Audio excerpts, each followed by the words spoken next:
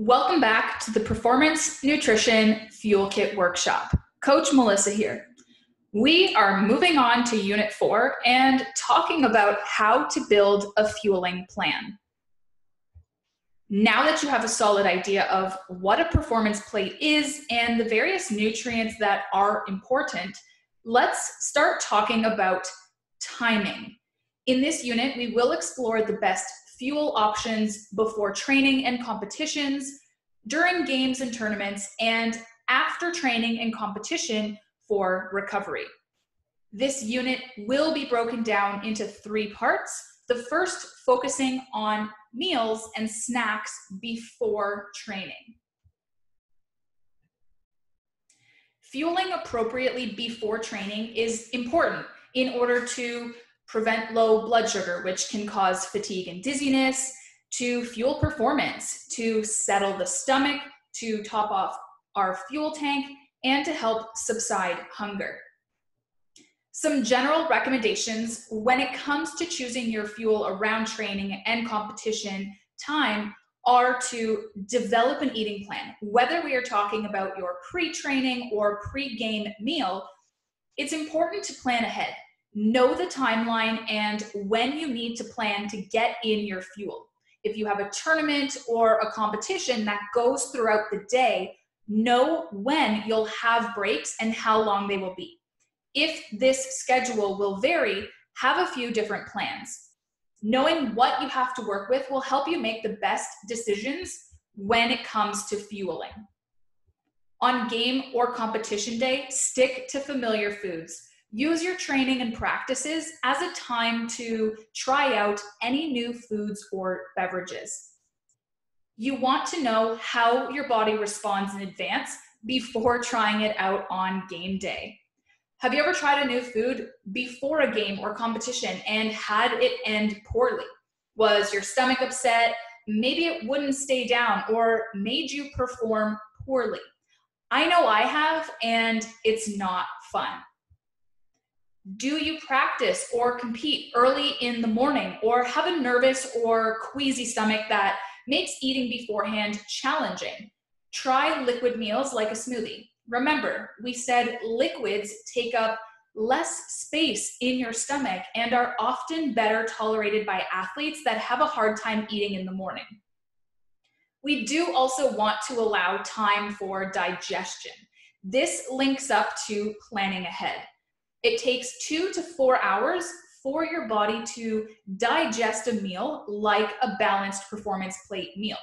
We want to allow enough time for our body to work through that food before physical activity. If not, we might feel that meal bouncing all around in our stomach and wanting to come back up. No fun and definitely won't help you compete at your best.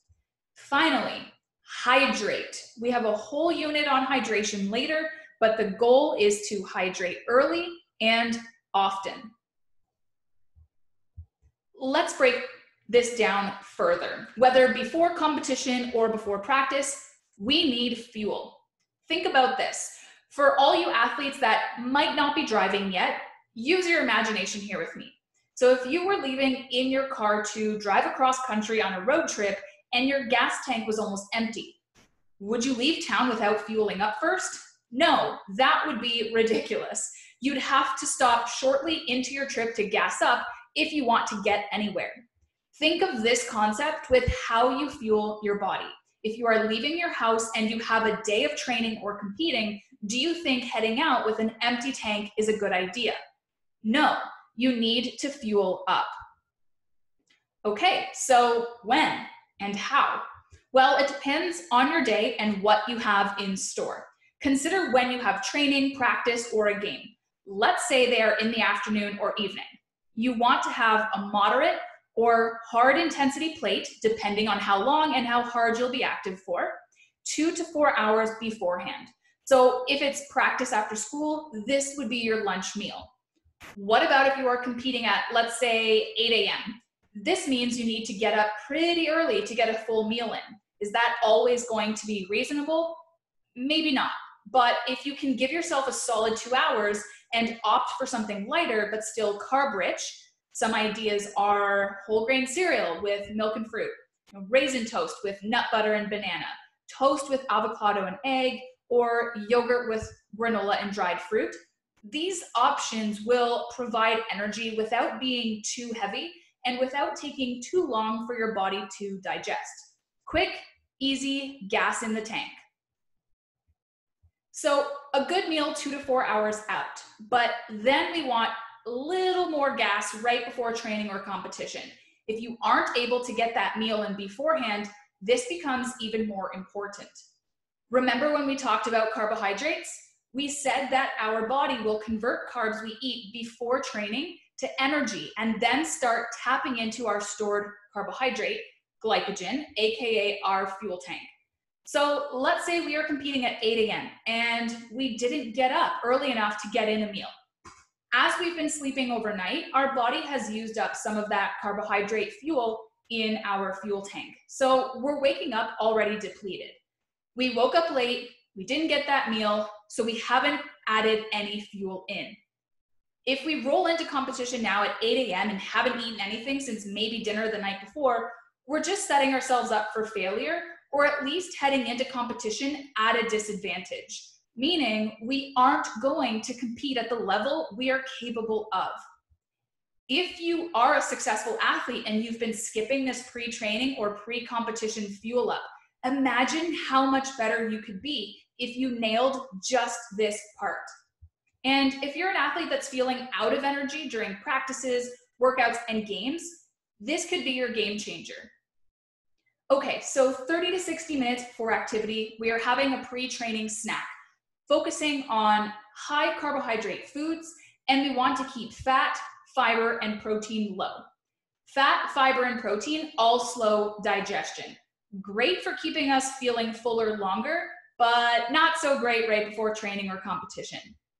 These nutrients interfere with how quickly our body can convert and use the carbohydrates for energy. Also, when we're active, our body isn't devoting as much attention to digestion. Eating something with fat or fiber, especially before training or competition, can be a recipe for stomach distress. This slide provides some examples, and your workbook also has a handout on ideal choices. This completes part 1 of Unit 4. We won't be using our food logs for homework this week, but we will work on taking action based on what you've learned today. For your homework, you will look ahead at your training schedule for the week and plan out when and what you'll eat beforehand. I want you to pay attention to how you felt during training. Did you feel more energized by your food choices? Did you feel stronger? Did you have more endurance? Or did it upset your stomach? Did you feel slowed down? I want you to start connecting your food choices with your overall performance so that come game day, you are set up for success and ready to get that W.